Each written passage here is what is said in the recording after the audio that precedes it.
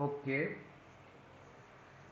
પ્રશ્ન છે પ્રથમ ક્રમની પ્રક્રિયા માટે વેગ અચળાંક અને અર્ધ આયુષ્ય સમય t1/2 નું સૂત્ર મેળવો. જવાબ. હવે પહેલા આપણે શું લઈ લેવાનું? કોઈ પણ એક પ્રક્રિયા, ધારો કે R2P પ્રથમ ક્રમની પ્રક્રિયા છે,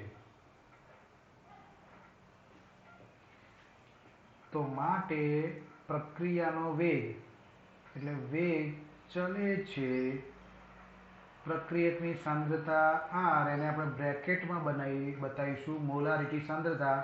વારંવાર હું એકના એક શબ્દ બોલતો નથી લાંબો, પણ તમારે સમજી લેવાનું કે R બોલીએ એટલે Rને બ્રેકેટમાં બતાવવાનો અને એને કહેવાય મોલારિટી સાંદ્રતા.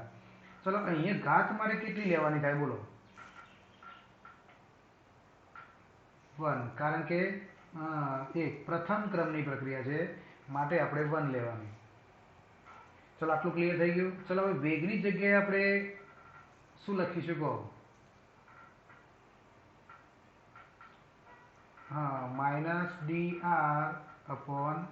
-dr/dt, બરાબર? ΔR/ΔT અથવા તો d-dr/dt. અહીંયા આપણે -dr/dt લેવાનું. ચલો ચલન કાઢી નાખીએ તો ઇક્વલ મુકાય. અહીંયા કયો અચળાંક મુકાય? k, બરાબર? અને r ને અહીંયા આપણે 1 ઘાત એટલે 1 રાખીએ. ચલો આટલું ક્લિયર થઈ ગયું. હવે આના ઉપરથી આપણે શું કરવાના? આગળ સંકલન કરવાનું છે, એ મગજમાં રાખવાનું.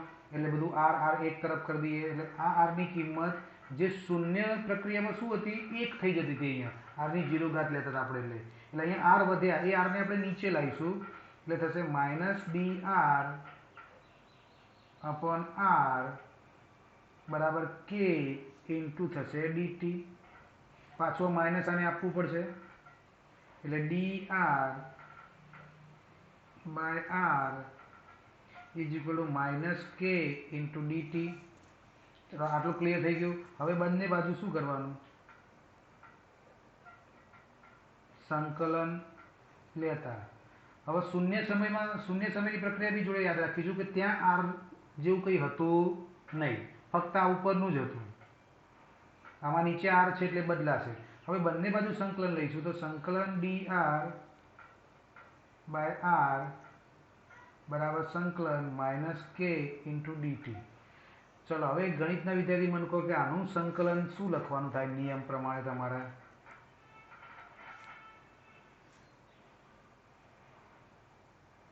વિકલન તો જતું રહે, r બી વધશે. r આગળ શું મુકાય? ચલો તમે ભણ્યા હો તો કહો.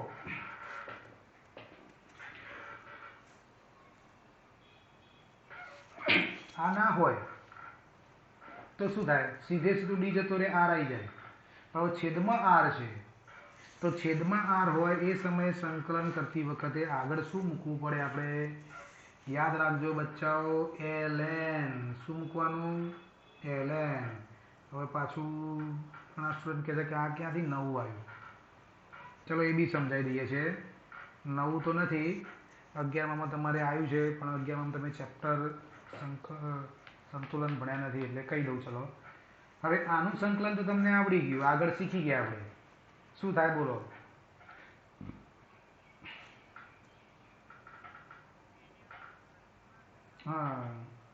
હા dt નું સંકલન કરો એટલે t થઈ જાય. અને પછી પ્લસ તરીકે શું લેવાનું આવે? i. જ્યાં i શું છે? સંકલન અચળાંક. બરાબર? આ તમારે ln r જે આવે છે ને એ બી તમારે સંકલનમાં નિયમ છે ગણિતની અંદર. જોઈ લેજો તમે. મને સંકલન ભણે બહુ ટાઈમ થઈ ગયા એટલે બહુ બધું મને યાદ નથી હવે સંકલનમાં. હવે આ જે સમીકરણ આપણું બન્યું ln r બરાબર -kt પ્લસ i. હવે આ સમીકરણ આપણું અધૂરું છે, એમાં આપણે i ની કિંમત શોધવી પડશે. સમીકરણ નંબર 1. જો ફક્ત શું ફેર પડ્યો શૂન્યમાં? અહીંયા પેલામાં એકલો r હતો અને આમાં એનો જોડીદાર ln આવી ગયો, બસ એટલો જ ફરક, બાકી બધું એમ ના એમ. હવે પાછું ફરીથી કન્ડિશન કઈ લેવાની થાય બોલો? i ની કિંમત શોધવી હોય તો चलो बोलो कंडीशन कई लीधी। हाँ टी बराबर 0 होय तो प्रक्रियकनी सांद्रता आर केटली लेवानी R0 बराबर।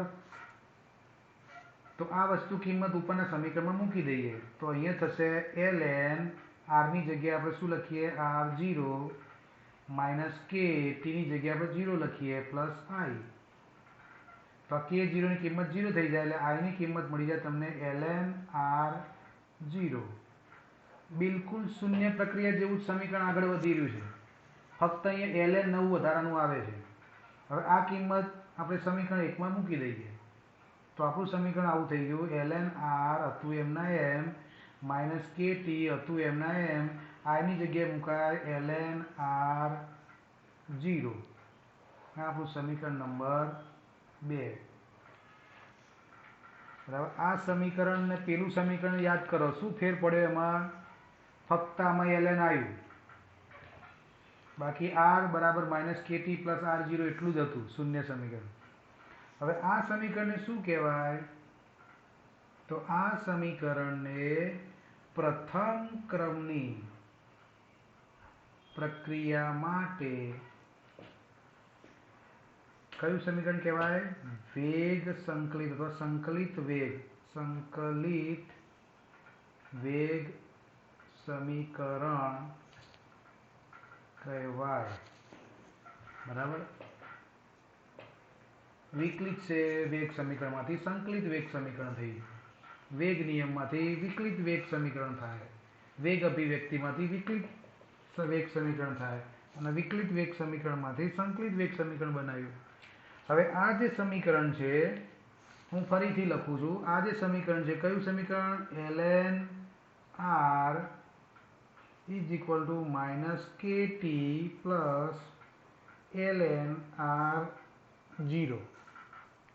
આ સમીકરણને હવે મારે y બરાબર mx પ્લસ c સાથે સરખાવતા આના પરથી આપણે આલેખ દોરી દઈએ। આ સમીકરણ પરથી બુકમાં બધા આલેખો પાછળ આપ્યા છે પણ આપણે કન્ટિન્યુટીમાં લઈ લઈએ। આ સમીકરણ કયા પ્રકારનું સમીકરણ છે આગળ હું બોર્ડ મારી દઉં, કયું સમીકરણ કહેવાય સુરેખ સમીકરણ। યસ चलो y अक्ष पर शू लेवाय तो पछी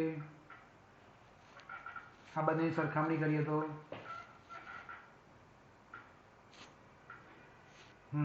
ln r प्रक्रिया सांद्रता खरी पण एनु ln मूल्य।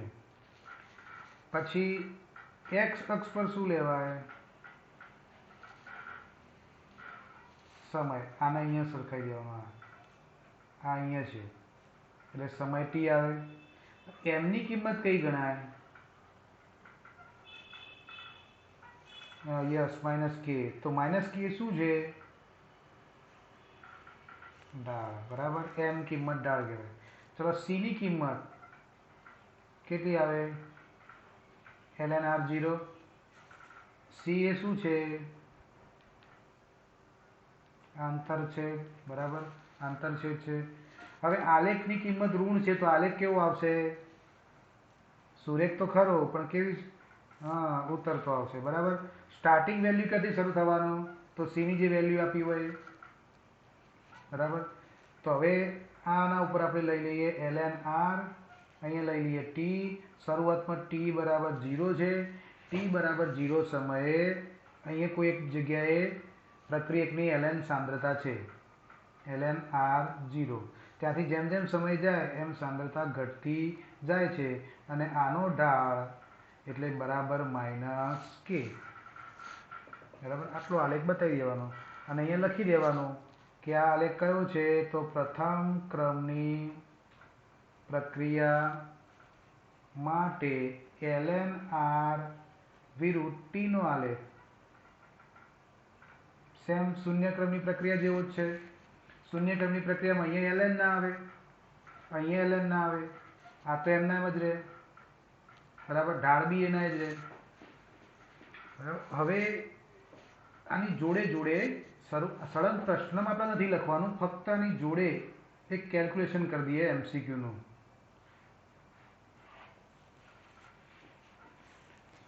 જેમ પેલામાં આલેખમાં એક પ્રશ્ન પૂછ્યો તો એવો જ પ્રશ્ન આમાં બી પૂછી શકાય. લિંક કદાચ એક્સપાયર થઈ ગયા તો લિંક બધા જોઈન કરી દેજો ફટાફટ. બરાબર. અહીંયા ln r0 લખતો નથી વેલ્યુ, ચલો અને સીધો આલેખ આટલાથી અહીંયા અડાડી દીધો અને અહીંયા એક બિંદુ આપી દીધું, બિંદુ A, અને એના યામ શોધો એવું લખ્યું. એના યામ શોધો. તો સેમ પેલાના જેવું જ થયું અહીંયા પણ. હવે આપણે એ બિંદુ છે એટલે આપણે આ યામ શોધવાનો રહે. આ તો 0 જ થવાનો, મતલબ એક્સ યામ શોધવાનો રહે. એક્સ 0 પ્રકારનું બિંદુ હોય એટલે એક્સ યામ આપણે શોધવાનો રહે. એક્સ યામ શોધવા માટે જોઈએ કે આ અક્ષ ઉપર ln r ની કિંમત જે અહીંયા છે એ કેવી હોય, 0 હોય, અને એ કિંમત આપણે ઉપરના સમીકરણમાં મૂકી દઈએ. તો શૂન્ય સમીકરણ યાદ હતું એ જ અહીંયા લખવાનું થાય. r બરાબર -kt પ્લસ r0, આ શૂન્ય સમીકરણ હતું. આની આગળ આપણે ખાલી ln મૂકી દેવાનું એટલે પ્રથમ ક્રમનું સમીકરણ થઈ જાય. અને ln r ની કિંમત અહીંયા આપણે 0 મૂકી દેવાની, -kt પ્લસ અહીંયા ln r0. આમાંથી આપણે -kt ના બદલાઈ દઈએ તો kt બરાબર ln r0. તો માટે t બરાબર ln r0 બાય k. તો આ આપણો કયો યામ થઈ ગયો, x યામ થઈ ગયો. કારણ કે t ઉપર કોઈ પણ વેલ્યુ આવે, મતલબ x ઉપર કોઈ પણ વેલ્યુ આવે t ની વેલ્યુ કહેવાય, એટલે આપણે t ની સૂત્રકતા કરીએ. તો બિંદુ a ના યામ શું થયા, ln r0 by k into 0. હવે તમે શૂન્યના યામ યાદ કરો. ચલો શૂન્યના યામ કયા હતા આ પ્રશ્નમાં, આને જોઈને કહી દો. ચલો હા, r0 બાય k અને 0, ફક્ત ln લઈ લેવાનું. બરાબર. એટલે બંને ઇઝી છે, ડાયરેક્ટ જવાબ આપવો તો બી આપી શકાય. બરાબર. હવે ln એમાં થોડું તમને ભેદ સમજાવી દઉં કે ln બેમાં શું છે. તો જુઓ, ln અને log આ બંનેમાં થોડો ફરક છે. ln મતલબ નેચરલ લોગ અને આ રેગ્યુલર લોગ મતલબ કોમન લોગ છે. કોમન લોગનો જે આધાર છે એ આધાર હંમેશા કેટલો હોય, 10 હોય, જે આપણે બ્રિટિશ વૈજ્ઞાનિકોએ બનાવી દીધું. અને આનો જે આધાર છે એ આધાર કયો હોય, હોય અચળાંક. બરાબર. તમારે આવું આવતું હતું, log e બેઝ e બરાબર 1 થતું. અહીંયા માનો કે log 20 લખ્યું હોય તો આનો 10 આધાર છે એમ માની જ લેવાનું. અહીંયા નીચે 10 આધાર છે એમ માની લેવાનું. બરાબર. પછી એક મોસ્ટ ઇમ્પોર્ટન્ટ વસ્તુ છે, યાદ રાખજો, ln ને logમાં ફેરવવું હોય તો 2.303 વડે ગુણવું. બરાબર. શું કરવું, 2.303 વડે ગુણવું. આ ખાસ યાદ રાખવાનું તમારે કે ln ને લોગમાં ફેરવવું હોય તો 2.303 વડે ગુણવું. બરાબર. ln મતલબ નેચરલ લોગ, લોગ મતલબ કોમન લોગ જેનો આધાર 10 હોય, નેચરલ લોગનો આધાર અચળાંક e હોય. એ ની કિંમતના ઉપરથી ln ને ln લોગમાં ફેરવવા માટે 2.303 વડે ગુણવું પડે. બસ આટલો ln ને લોગનો ડિફરન્સ છે. તો હવે આપણે શું કરવાનું આવશે કે આગળનું સ્ટેપ વિચારો કે આલેખ બી આપણે દોરાઈ ગયો, સંકલિત વેગ સમીકરણ પણ મળી ગયું. હવે આપણે શું કરવું પડશે, બોલો કોણ કહેશે મને. શૂન્ય પ્રક્રિયાના રીતે જ આગળ વધવાનું છે. યસ, સાદું રૂપ આપવાનું. સાદું રૂપ આપીને કોને સૂત્રકથા કરવાનો, હા, એક્ઝેક્ટ રાઈટ જવાબ છે તમારો. સમીકરણ 2 ને 2 નું આપણે શું કરવું પડશે, સાદું રૂપ આપવાનું. સાદું રૂપ આપતા અને સાદું રૂપ આપીને કોને સૂત્રકથા કરવાનો, કે ને. બરાબર. ક્લિયર. જો સમીકરણ લખીએ, ln r બરાબર -kt પ્લસ ln r0. આ આપણું સમીકરણ હતું 2. હવે એમાંથી આપણે કે ને સૂત્ર કરતા કરવાનું, માઇનસ કેટી છે આ બાજુ લાવી દઈએ એટલે પ્લસ કેટી થઈ જાય. તો અહીંયા વધે ln r0 અને આપણે આ બાદ લઈ જઈએ એટલે માઇનસ ln r થઈ જાય. માટે કે ને સૂત્ર કરતા કરીએ એ પહેલાં આમાં માઇનસ આવ્યું. ln એટલે વન ટાઈપ ઓફ લોગ જ છે એટલે લોગનો નિયમ લાગુ પડે. એટલે લોગમાં બાદબાકી હોય તો એમનો શું થઈ જાય? ભાગાકાર થઈ જાય. એટલે r0 નીચે માઇનસવાળું પદ ક્યાં જાય? નીચે આવી જાય. બરાબર. અહીંયા આપણે કેટી રાખીએ એક સ્ટેપ માટે અને પછી કે ને સૂત્ર કરતા કરીએ એટલે ટી છેદમાં જતો રહે 1/t અલગ લખીએ તો ln r0 બાય આમ નહીં લખાય અહીં r. તો આ આપણું વેગ અચળાંક શોધવાનું સૂત્ર થઈ ગયું. બરાબર. જે શૂન્ય માટે શું હતું? શૂન્ય પ્રક્રિયા માટે તો અહીંયા ln નહોતા એમાં એટલે સીધું r0 માઇનસ r હતું અને છેદમાં t હતું. કેના સૂત્ર કરતા કરીએ એટલે લખી દઉં સાઈડમાં યાદ રાખવા માટે કે k બરાબર r0 minus r by t. આવું સમીકરણ શૂન્ય માટે હતું. જ્યારે અહીંયા શું થયું? ln હોવાના કારણે r0 નીચે r લખાઈ ગયા અને t નીચે છેદમાં લખાઈ ગયા અને આના ઉપરથી સમીકરણ મળ્યું k વાળું. હવે આ સમીકરણ બી ઉપયોગમાં આવે છે અને એક બીજું સમીકરણ બી બને આના ઉપરથી. આ ln ની જગ્યાએ મારે log લખવા હોય તો થોડી વાર પહેલાં જ મેં કીધું અહીંયા ઉપર મારે કેટલા મૂકવા પડે કહો? 2.303 2.303 આ આવી ગઈ કેની કિંમત.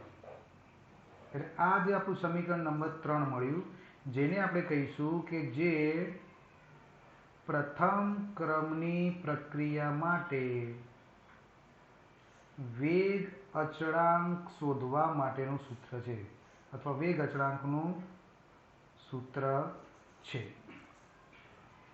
બરાબર. ln લખીએ તો એ 2.303 ના લખાય. log લખીએ તો એ 2.303 લખવાનો. છેદમાં તો t જ રહે. શૂન્ય ક્રમમાં t રહે, પ્રથમ ક્રમમાં t રહે. પણ શૂન્ય ક્રમમાં r0 માઇનસ r રહે અને જ્યારે એ log હોવાને કારણે r0 નીચે r જતા રહે. બસ આટલો જ ફરક પડે. બસ આટલી વસ્તુ યાદ રાખવાની. બંને સમીકરણો આપણે સાથે સાથે યાદ રાખીએ છીએ. હવે એના પછી આનો બી આલેખ દોરવાનો આવે પણ એ આલેખ દોરવા માટે આ સમીકરણ કે વાળું ના ચાલે. એ સમીકરણ કયું જોઈએ આપણે? આને સૂત્ર કરતા કર્યું હોય એવું, મતલબ ln r0 એક બાજુ હોય એવું.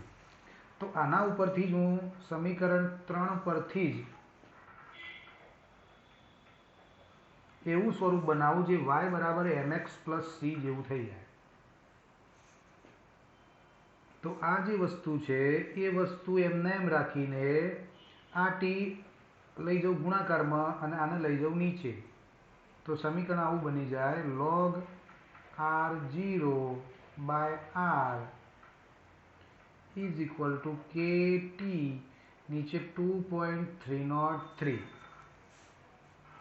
આ સમીકરણ બન્યું આપણું 4 જેના ઉપરથી આલેખ પુસ્તકમાં દોરેલું છે અને આના પરથી આપણે આલેખ દોરી શકીએ. તો ઉપરના સમીકરણને સુરેખ સમીકરણ y બરાબર mx પ્લસ c સાથે સરખાવતા ચલો y અક્ષ ઉપર શું આવશે? તો ઉપરની જે કિંમત હોય log r0 બાય r. હા ચલો બરાબર. હવે m બરાબર શું આવશે કહો?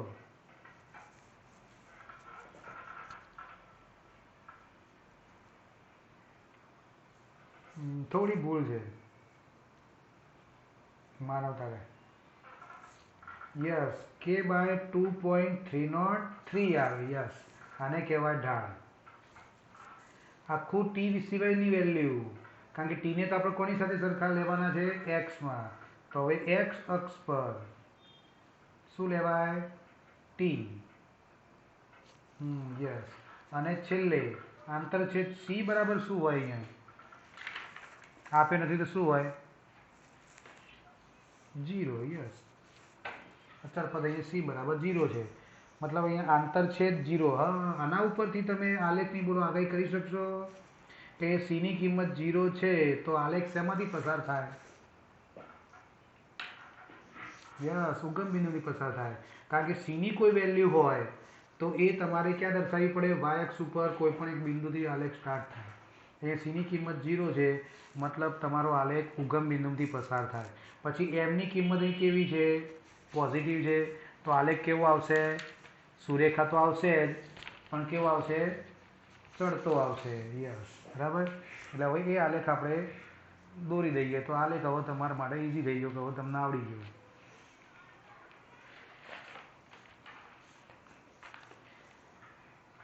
હવે આ રીતે આલેખ આપણે દોરી દઈએ.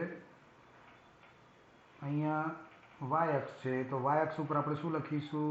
ln r0/r. નીચે લખીશું ટી. આ એક્સ અક્ષ છે, વાય અક્ષ છે.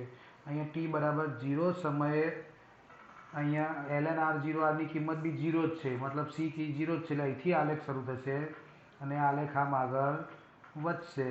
આનો આપણે ઢાળ શોધીશું તો એ મળશે આપણને k/2.303. પેલામાં માઇનસ કે હતો, બરાબર. આ આલેખ એનો પૂરો થઈ ગયો, બરાબર. એટલે ટી બરાબર 0 લઈએ તો ln r0/r ની કિંમત કેટલી મળે? 0 મળે. એટલે કે આલેખ ઉગમ બિંદુથી શરૂ થાય, અથવા તો સી બરાબર 0 છે એટલે બી કહી શકાય કે તે ઉગમ બિંદુથી પસાર થાય છે. અહીંયા આંતરછેદ 0 છે. હવે એક મોસ્ટ ઇમ્પોર્ટન્ટ વસ્તુ હવે આવે છે, ખરી વસ્તુ, કે આપણે જે આ બધી વસ્તુ મેળવી એમાં કેટલાક 2 સમીકરણો નવા પણ બને છે અને બુકમાં આપ્યા છે આપણે, અને હવે એ નવા સમીકરણો અહીંયા આમાં મેળવવાના છે. અને એ માટે સમીકરણ તો આપણે 2 જ લેવાનું છે. તો સમીકરણ 2 નું વેગ સંકલિત સમીકરણનું ફરી સાદુરૂપ આપતા આ મુદ્દો બહુ વિશિષ્ટ છે, તમારે આ ખાસ યાદ રાખવું પડશે કે આગળ કે માટે આપણે સાદુરૂપ આપી દીધું, કે કિંમત મળી ગઈ, એના ઉપરથી આલેખ દોરવા માટેનું સમીકરણ બી આપણે ફેરવી દીધું, અને પછી સમીકરણ 2 નું સાદુરૂપ આપીને એક નવું સમીકરણ અહીંયા મેળવી શકાય છે ln ના કારણે. જો ln r is equal to -kt plus ln r0 અંદર લખાઈ જાય છે, કશો વાંધો નહીં, બરાબર. યાદ રાખવા માટે મેં તમને કીધું કે ln સિવાયનું શૂન્યનું યાદ રાખવાનું કે r બરાબર -kt પ્લસ r0, અને ln મૂકી દો એટલે પ્રથમ ક્રમની વેગ સંકલિત સમીકરણ થઈ ગયું. હવે આના ઉપરથી આપણે સાદુરૂપ આપવાનું છે. હવે એ સાદુરૂપ આપણે જે કે માટે આપી દીધું ને એવું એ નથી આપવાનું, અહીંયા માઇનસ એમના એમ રહેવા દેવાના છે. તો મતલબ આને આપણે આ બાદ લઈ જઈએ તો શું થાય? ln r minus ln r0 બરાબર -kt. હવે આમાં તો લોગનો નિયમ લાગુ પડી જાય. ln r નીચે શું આવશે? r0. પેલા કરતાં ઊંધું છે, યાદ રાખવાનું કે આ ઊંધું સમીકરણ છે. પેલામાં r0 ઉપર આવતા હતા, આમાં r0 નીચે આવે છે. અહીંયા -kt, પેલું પ્લસ વાળું હતું, માઇનસ વાળું. હવે ગણિતવાળા મને કહો કે આ સમીકરણની અંદર મારે આને સૂત્ર કરતા કરવા છે અને આ ln ને મારે પેલ બાજુ લઈ જવું છે, તો શું થઈ જાય?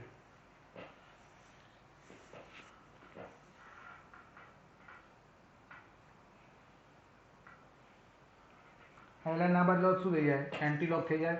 મતલબ આનો આધાર કયો છે? e. તો આ જે ઘાત છે એ સીધી ક્યાં જતી રહે? e ઉપર જતી રહે. એટલે r/r0 બરાબર e⁻kt. તમે આવું ક્યાંક ને ક્યાંક ભણ્યા હશો લોગના નિયમ પ્રમાણે, કે માનો કે log x હોય અને અહીંયા y છે, તો તમે x ને સૂત્ર કરતા કરો તો અહીંયા એન્ટીલોગ તો થાય, એ તમને ખબર છે. એન્ટીલોગ ના મૂકવો તો એનો આધાર 10 છે, તો શું લખી શકાય?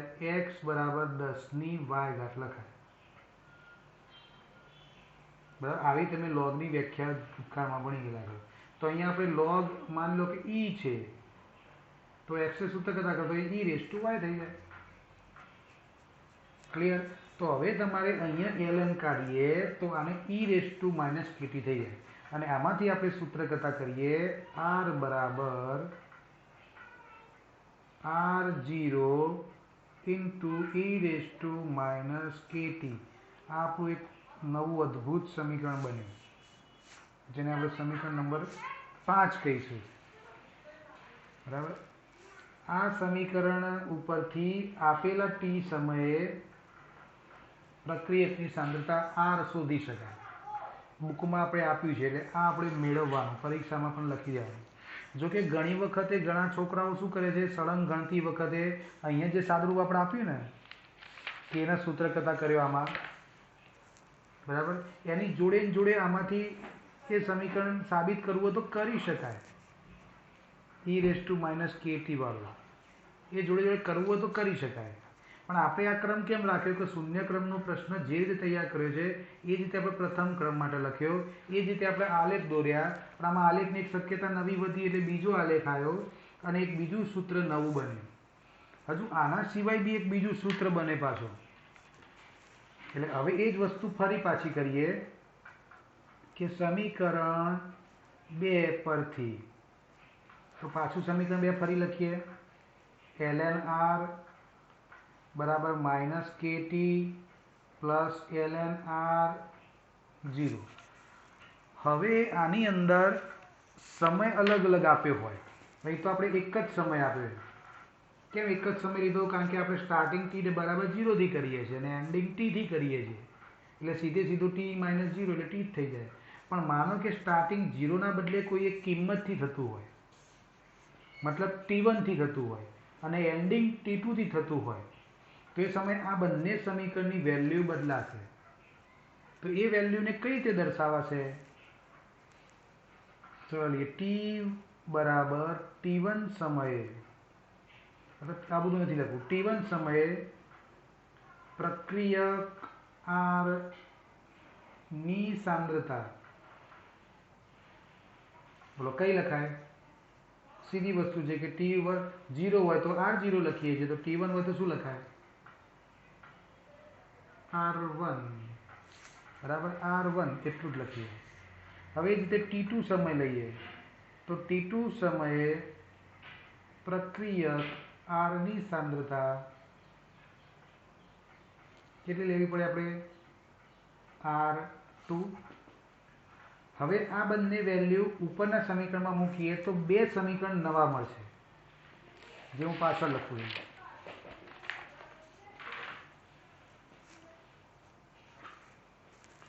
જો પહેલું લખીશું આપણે ln, ચલો અહીંયા r ની જગ્યાએ આપણે શું લખીશું? અહીંયા બોલો,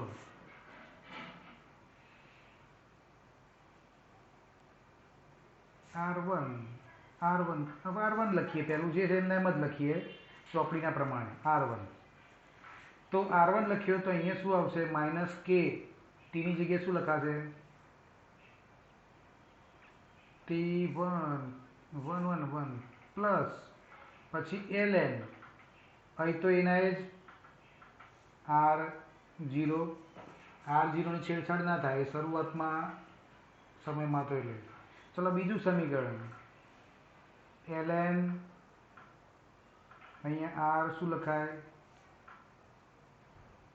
2, અહીંયા માઇનસ k t2 પ્લસ અહીંયા ln r0. જો આ બેનું માતૃ સમીકરણ ઉપર લખું છું, ln r is equal two minus kt plus ln r0. આ એનું માતૃ સમીકરણ, સંકલિત વેગ સમીકરણ. એટલે r ની જગ્યાએ આપણે r1 લીધા તો t ની જગ્યાએ t1 લીધા, કશું નવું કરી નથી. r ની જગ્યાએ r2 લીધા તો t ની જગ્યાએ t2 લખ્યા. આ બંને સમીકરણની બાદબાકી કરવાની. હવે બાદબાકી કરીશું તો શું થઈ જશે? આ તો માઇનસ જ છે, પણ આ ઓછા ઓછા શું થઈ જવાના? વત્તા થઈ જવાના. અને આ વત્તાનું શું થઈ જવાનું? ઓછા. ગણિતમાં તમે આવી બાદબાકી કરતા હતા ને, પુસ્તકમાં એવું લખ્યું છે કે આ સમીકરણમાંથી આ સમીકરણ બાદ કરતા, તો આપણે આ રીતે બાદબાકી કરીએ, ઇઝી પડશે. ચલો જુઓ, ln r1 માઇનસ શું થશે બોલો? ln r2. ક્લિયર?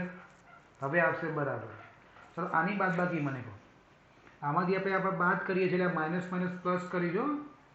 લોપની રીત યાદ કરો. પ્લસ હતો માઇનસ, માઇનસ હતો પ્લસ, પ્લસ હતો માઇનસ. ચલો શું થાય? આગળનું કઈ રીતે લખાય બોલો? t1 plus kt2. આપણે kt2 પહેલું લખીએ અને માઇનસ kt1 પાછળ લખીએ. ચલો હવે પછી શું આવશે આગળ? 0. આ બંને ઉડી જશે, પ્લસ માઇનસ જતા રહેશે 0. હવે આમાંથી સામાન્ય આપણે શું કાઢીશું? કે એટલે શું વધશે? t2 minus t1. અને આમાં આપણે શું કરીશું? ln નો નિયમ લગાડીશું, લોગનો. તો શું થઈ જશે? ln r1 by r2. Clear? હવે આમાંથી આપણે સૂત્ર કરતાં કોને કરવાના થાય? કેને. કેનું એક બીજું સૂત્ર તૈયાર થયું, તો હું કેને સૂત્ર કરતાં કરું છું. તો આખું આ પદ ક્યાં જતું રહેવાનું? નીચે. એટલે કે 1/t2 minus t1 into ln r1 by r2. ચાલો ઉપર જે સમીકરણ મેળવ્યું એ આમાં ફરક શું પડ્યો? પેલામાં નીચે શું હતું? અહીંયા t હતું, અહીંયા ઉપર શું હતું? r0 હતું, નીચે શું હતું? r હતું. હવે આપણે t2 માઇનસ t1 લીધું એટલે નીચે આપણે શું લઈ લીધું? એના ઉપર r1 ને નીચે 2. એટલે t2 માઇનસ t1 છે તો અહીંયા ઊંધું છે, યાદ રાખજો. r1 r2 થી. હવે આ સમીકરણને બીજી રીતે લખવું હોય તો ln ની જગ્યાએ મારે log લખવા હોય તો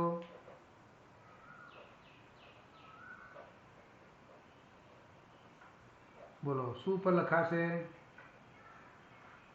2.303. યસ, આવા દાખલામાં આ સમીકરણો ઉપયોગમાં આવશે. અને બુકમાં તમને આપ્યું છે. આ આપણું સમીકરણ નંબર 6 થઈ ગયું, log વાળું. અથવા તો આ બી લખવું તો લખી શકાય, ln વાળું. આને આપણે 6 કહીએ છો અને આને આપણે 7 કહી દઈએ. તો આ કે અચળાંકના જ સૂત્રો છે. આ વેગ અચળાંકનું જ આ સૂત્ર છે, બરાબર. અને આ જે છે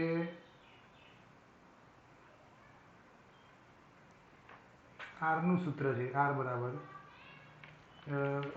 વિશિષ્ટ રૂપવાળું છે, બરાબર. હવે આપણે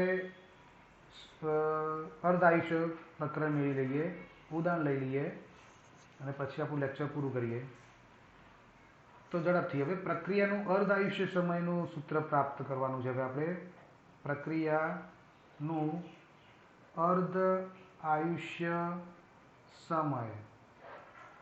તો અર્ધ આયુષ્ય સમય માટે r0 જે હતો એને આપણે શું લઈ લેવાનું? r0/2. અર્ધ આયુષ્યને ફરી આપણે યાદ કરી દઈએ કે જ્યારે પ્રક્રિયકની સાંદ્રતા અડધી થાય એ સમયગાળાને અર્ધ આયુષ્ય સમય કહેવાય. મતલબ t બરાબર હું t1/2 લઉં તો r બરાબર મારે શું લેવા પડે? r0/2 લેવા પડે. કેમ? કારણ કે t બરાબર 0 સમયે શું છે? r બરાબર r0 છે, બરાબર. તો t બરાબર 1/2 સમયે r0/2 લઈ લઈએ, માઇનસ નથી. તો આ કિંમતો આપણે સમીકરણમાં મૂકી દેવાની. k બરાબર 2.303/t log r0/r. આ સમીકરણ હતું આપણું માતૃ સમીકરણ k નું. આની અંદર હવે આપણે કિંમતો મૂકીએ. શું કિંમત મુકાય? 2.303 તો એમના એમ રહ્યા. ટીની જગ્યાએ આપણે શું લખાય? T1/2 લખાય. કે એમના એમ. લોગ પણ એમના એમ. R0 હતા એ બી એમના એમ. ફક્ત પ્રક્રિયકની સાંદ્રતા અડધી થઈ જાય R0 કરતાં, તો ત્યાં શું લખાય? R0/2. ચલો ક્લિયર? આમાં બરાબર ખ્યાલ આવી ગયો તમને? શું કર્યું આપણે? આરની જગ્યાએ R0/2 લખ્યા. R0 એમના એમ. પેલા શૂન્ય સમીકરણની અંદર બી આપણે એવું જ કરતા હતા. બરાબર? શૂન્ય સમીકરણ યાદ કરીએ. કયું હતું શૂન્ય સમીકરણ?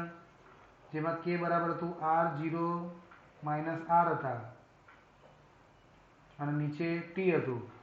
તો ત્યાં આપણે શું કરતા હતા? R0 એમને એમ રાખતા હતા અને અહીંયા R0/2 કરતા હતા અને અહીંયા T1/2 કરતા હતા. એટલે શું થતું? ઉપર 2R0 - R0 થતા હતા અને નીચે 2T1/2 થતું. એટલે ઉપર એકલા R0 વધ્યા અને નીચે 2 વધ્યા. અને k લાવી દઈએ તો આ બાજુ T1/2 થઈ ગયું. એ જ વસ્તુ આમાં બંને સમીકરણ આપણે જોડે જોડે જ શીખ્યા છે. જીલું બકા બારીક હોય જોડવા.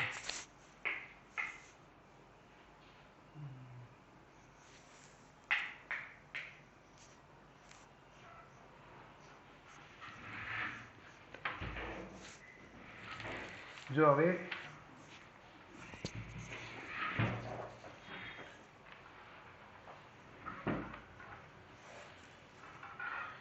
પ્રક્રિયાનું અર્ધ આયુષ્ય સમય માટે k બરાબર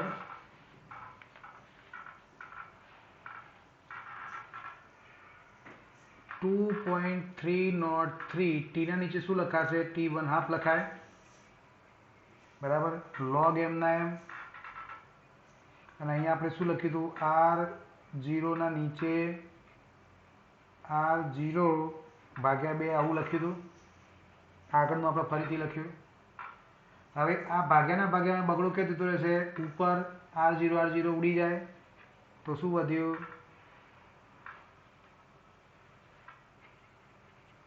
2. બરાબર? આમાંથી T1/2 ને આપણે સૂત્ર કરતા કરી દઈએ તો 2.303 નીચે k ઇન્ટુ log 2. હવે log 2 નું વેલ્યુ તમને આવડે છે. ધોરણ 10 માં બી યાદ રાખતા હતા તમે, ચોપડીમાં 11 માં બી યાદ રાખીએ છીએ. ચલો કેટલી થાય કોને યાદ છે? 0.30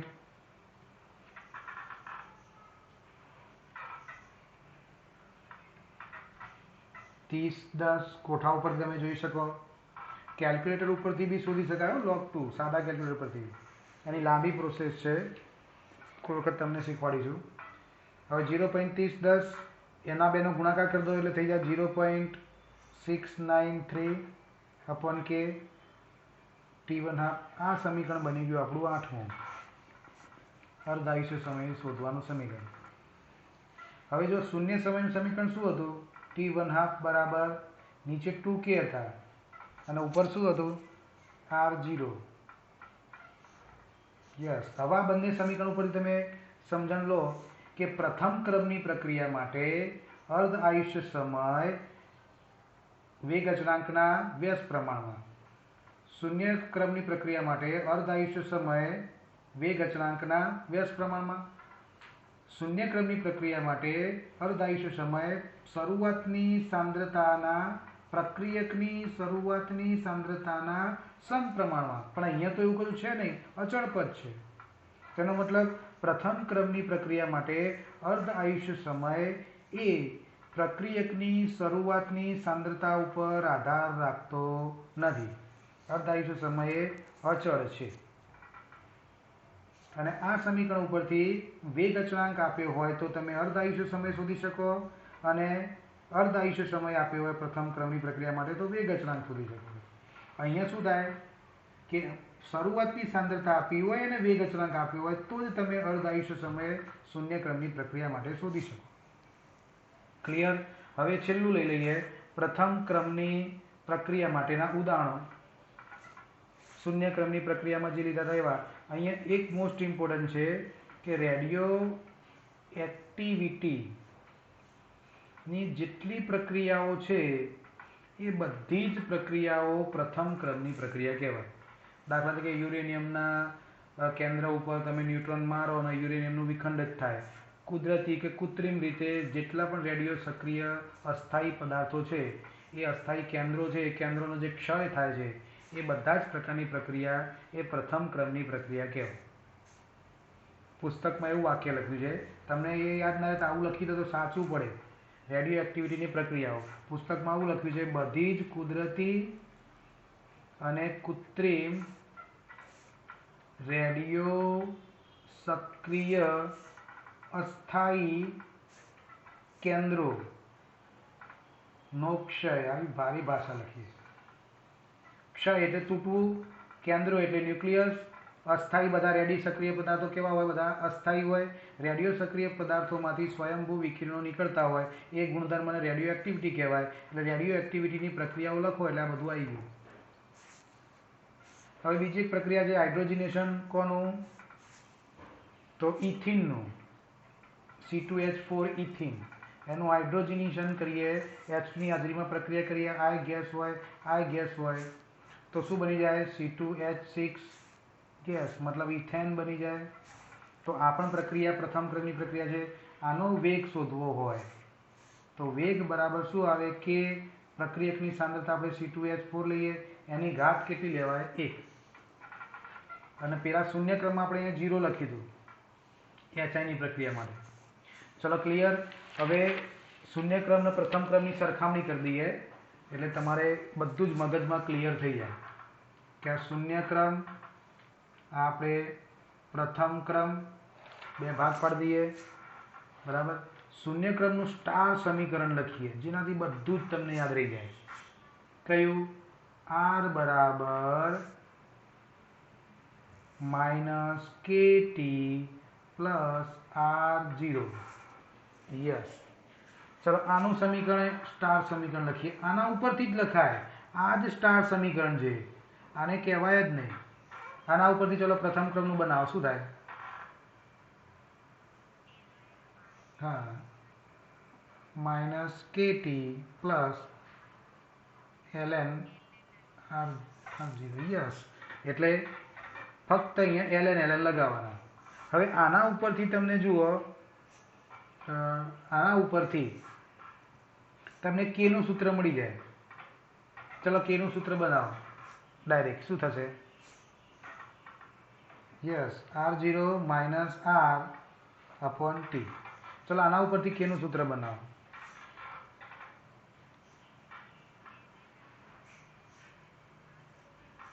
ln R0 અપોન R થઈ જશે. બરાબર. કારણ કે માઇનસ ઓલે છેદમાં લખી દેવા પડે અને 1 અપોન T લખાઈ જાય. ચલો K ની કિંમત આપણે ln ની જગ્યાએ log લખવા હોય તો શું થાય? નીચે T ઉપર 2.303. બરાબર. ચલો આના ઉપરથી બધું યાદ રહી જાય. હવે એ પતી જાય એટલે આપણે T1/2 લઈએ, અર્ધ આયુષ્ય સમય. ચલો અર્ધ આયુષ્ય સમયનું સૂત્ર અહીંયા શું આવે ને અહીંયા શું આવે?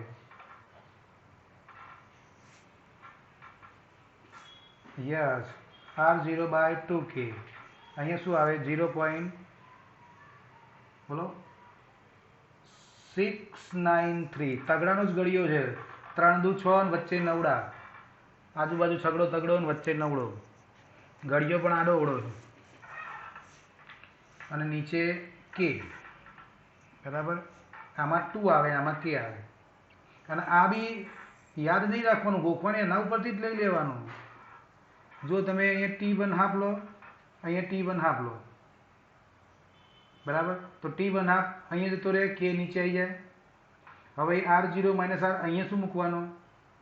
બોલો શું મૂકવાનું? અહીંયા અર્ધ આયુષ્ય સમય માટે R0/2 મૂકવાનું. R0/2 મૂકો એટલે આખામાંથી અડધો જાય એટલે અડધો વધે, R0/2 વધે તો ઉપર R0 રહે, નીચે 2K થઈ જાય. ક્લિયર. અને આની અંદર બી અહીંયા R ની જગ્યાએ શું મૂકવાનું? R0/2 મૂકવાનું. R0 ઉડી ગયા, બગડો ઉપર જતો રહ્યો, log 2 થઈ ગયા. log 2 ની કિંમત 0.3010. 3010 ગુણ્યા 2.303 ગુણાકાર કરી દો એટલે 0.693 આવી જાય. એટલે ક્લિયર. બરાબર. તો આ આપણી શૂન્ય ક્રમના પ્રથમ ક્રમ પ્રક્રિયાના મોસ્ટ ઇમ્પોર્ટન્ટ પાર્ટ્સ હતા તમારી બોર્ડની એક્ઝામમાં 100% બેમાંથી એક પ્રશ્ન હશે અને તમને પૂરેપૂરો આવડી જશે, બરાબર. તો હવે આપણે આજનું લેક્ચર પૂરું કરીએ છીએ, પણ કાલે ખાસ રિવિઝન કરી લેજો. કાલે પુનરાવર્તન કરીશું આગળના સ્ટેપનું. તમને પૂછીને જેને ના સમજાયું હોય એમને સમજણ પડી જાય. ચલો, ઓકે, બાય.